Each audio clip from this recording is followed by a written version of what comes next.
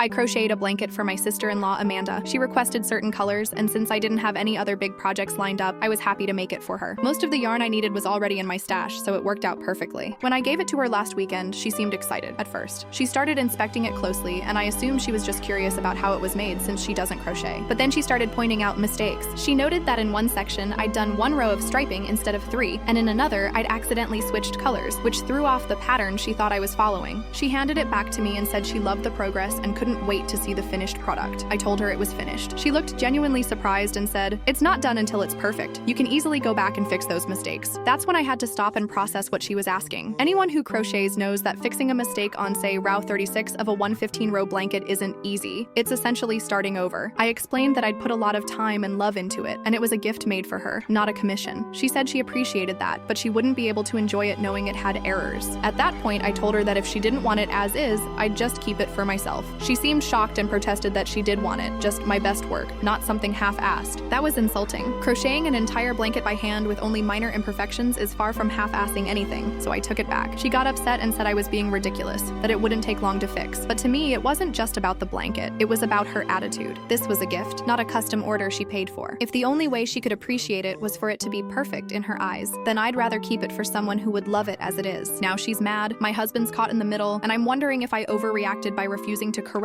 the blanket and just taking it back. Am I the asshole for taking back a handmade gift instead of redoing it to meet someone else's idea of perfection? Thanks for listening, and if you want to hear more interesting stories, just click the link below.